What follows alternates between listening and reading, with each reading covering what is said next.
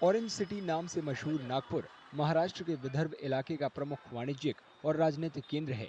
यहाँ संतरे की उपज बहुतायत से होती है।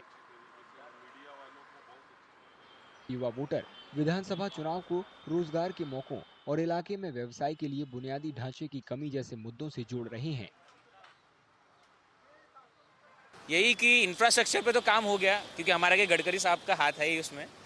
बट कंपनीज जो है, जो बाहर दूसरे स्टेट्स में जा रही है, अगर वो महाराष्ट्र में भी अगर नागपुर में थोड़ा ध्यान दे दिया जाए, तो नागपुर एक छोटा सा नहीं है, इसमें पूरा विदर्भ आता है। यहाँ पे विदर्भ से जॉब करने नागपुर में आते हैं और नागपुर के लोग बाहर जाते हैं। तो ग्रोथ पीरियड में यहाँ पे कंपनीज का कुछ होना चाहिए। बाहर की कंपनीज यहाँ पे आकर अगर अपने इन्वेस्टमेंट करेगी, निवेश करेगी, तो यहाँ के लोगों को जॉब अच्छा मिलेगा।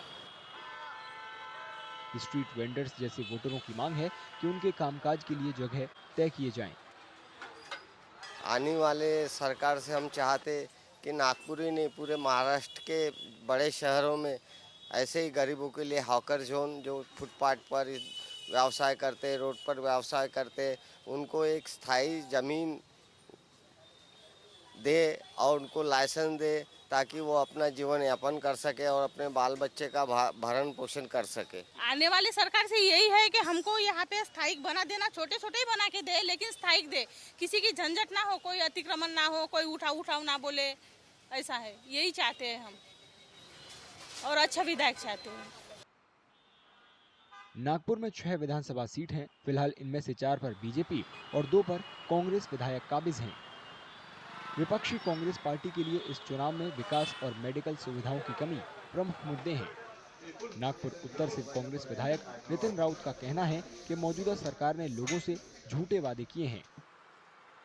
विकास तो पूरा थम गया है। नागपुर का कोई विकास नाम की चीज नहीं है। यहाँ की स्थानिक संस्थाएं, महानगर पालिका फेल्यूर हो गई है। किसी प्रकार की दवा दारू लोगों को नहीं मिल पाती। अस्पतालों में बेड तक के नहीं है। ये हालात इसके पहले कभी हमने देखे नहीं जो आज देख रहे हैं। मुझे लगता नागपुर के चुनाव के लिए इससे अच्छे मुद्दे कोई हो ही नहीं सकते।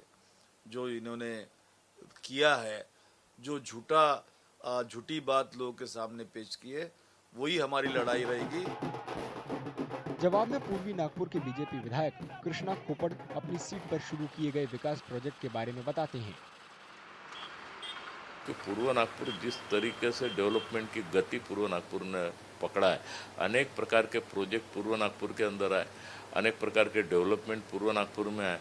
पूर्व नागपुर के कोई भी भाग में आप चले जाओ, कोई भी भाग में चले जाओ, मैं 100% नहीं बोलूँगा, लेकिन कोई भी भाग में आप गए तो आपको बड़े पैमाने पर डेवलपमेंट के काम ही काम आपको यहाँ पर दिखेंगे। और इसलिए जनता को भी मालूम है कि कौन काम कर रहा है, कौन सा पार्टी काम कर रही है, ये सब जनता को मालूम है। महाराष्ट्र में 20 नवंबर को एक ही दौर में वोटिंग होगी। 288 सीट वाले विधानसभा के लिए वोटों की गिनती 23 नवंबर को होगी।